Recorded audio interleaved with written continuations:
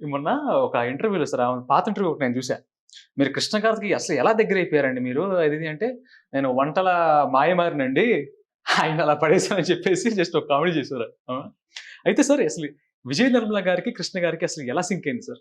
హ్మ్. హ్మ్. ఇప్పుడు సాక్షిలో పనిచేశారు.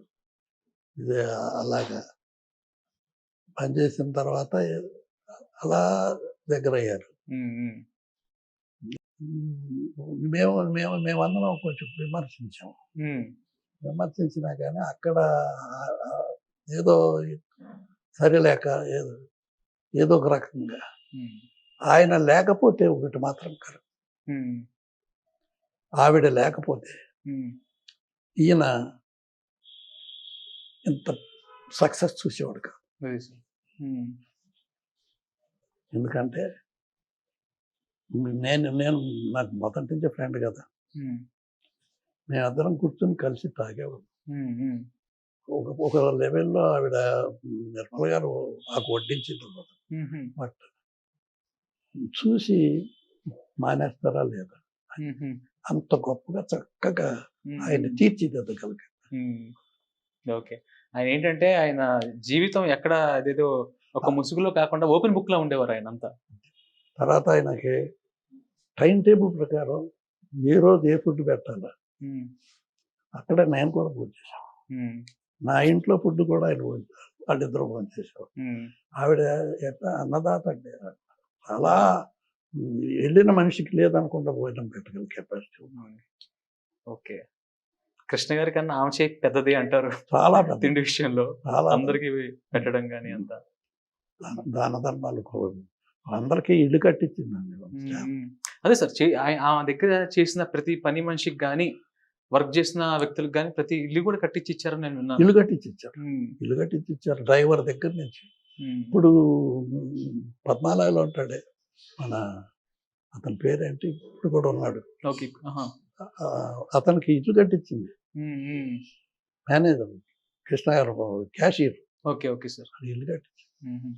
అయితే ముందు మీరు అంటే కృష్ణ గారు ఈ డెసిషన్ తీసుకున్నారని ముందు మీకు చెప్పినప్పుడు అంటే విజయ నిర్మల గారి మ్యాటర్ ఫస్ట్ అయితే మీరు అపోజ్ చేసారా? లేకపోతే కామ్‌గా నేను ఉన్నారా? ఇదేంటండి బాబు ఇక్కడికి రావండి. ఇలా చెప్తారు. బాగుందండి అని అన్నా. ఆ! అంటే నాకు తెలీదు. హ్మ్. ఇప్పుడు వెనకాల ఆవిడకుండే, ఆయనకున్నాయి, ఈళ్ళకున్నాయి. హ్మ్. బట్ కలిసి ఉండటం మాత్రం అదృష్టం. ఒక ఆరాధన. ఇద్దరు ఒకళ్ళ మీద ఒకళ్ళకి హ్మ్. ఎలాగంటే ఒక ఆడియో ఫంక్షన్‌కెళ్ళినా సరే ముందు విజయ నిర్మల గారి చేతే మాట్లాడిచ్చేవారు కృష్ణ గారు. అవును. ఆవిడ కూడా హ్మ్. యాక్సెప్ట్ చేసింది. అ అక్కడికి వస్తున్నాం సార్. ఇంకో విషయం. మీరు ఇందిరమ్మ గారికి గూడా మిమ్మల్ని అన్నయ్య అని పిలిచేవారంట. అవును. కానీ ఈ సందర్భంలో మాత్రం మీ మీద అలిగారట కదా సార్? ఒకసారి అడిగారు. ఆ! ఏంటి అన్నట్టుగా కొంచెం చీప్‌గా అనిపించింది నేను చూడగానే. హ్మ్. ఇండస్ట్రీలో కూడా చాలా మంది నేనేదో చేశానని అనుకునేవాళ్ళు. ముందు పక్కన ఉన్న వాళ్ళ మీదే కదగా వచ్చింది మొత్తం వచ్చేది. అంతా. అంటే కృష్ణ గారు హ్మ్. చెప్పారు. అతనికి అస్సలు తెలీదు. అతనికి ఏమీ సంబంధం లేదు. హ్మ్. నమ్మను అని హ్మ్. చెప్తే ఆవిడ అడిగింది నన్ను. నేను ఇలా అనుకునేదాన్ని అన్నయ్య గారు. హ్మ్. నేను ఇలా అనుకునేదాన్ని. కృష్ణ గారు చెప్పారు. హ్మ్. నీకేం తెలీదంట కదా! హ్మ్. అప్పుడు మళ్ళీ కామ్ అయిపోయారా? అప్పుడు అన్నయ్య గారు. నా మిసెస్ వదిన గారు హ్మ్. ఇలా ఇద్దరం కలిసెళ్తే చక్కగా కాఫీ ఇవ్వటం, టీ ఇవ్వటం.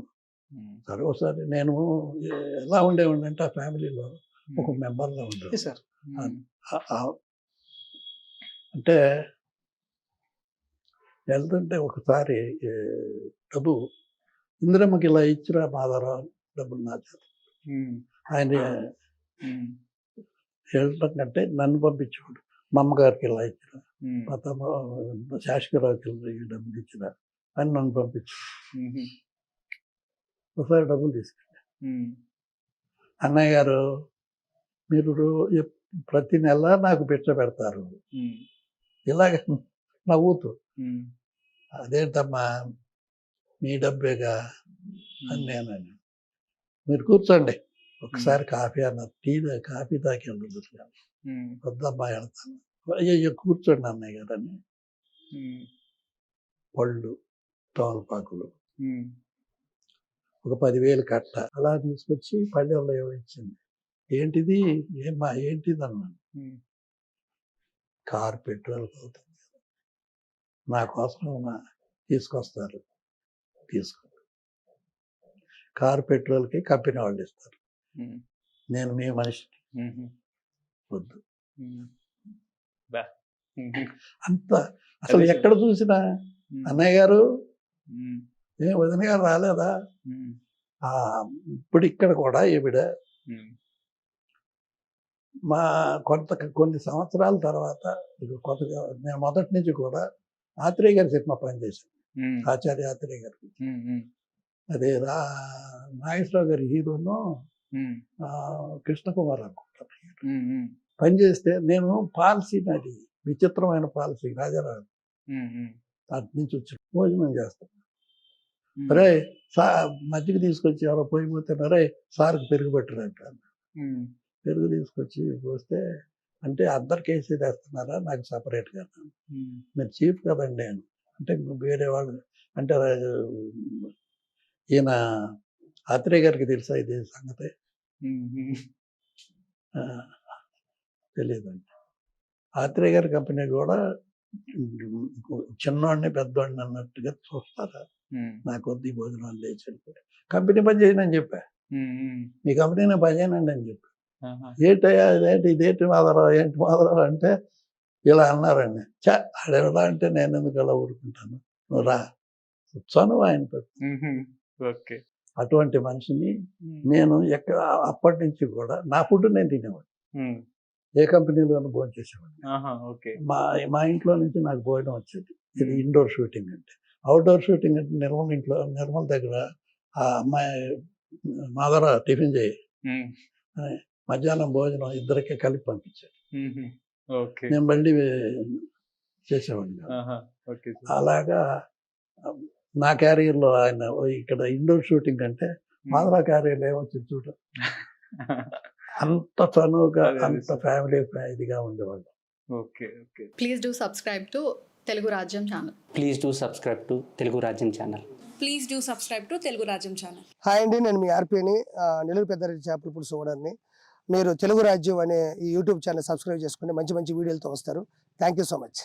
Hi people, I'm Sonakshi Verma and you please watch Telugu Rajyam and please subscribe to the channel.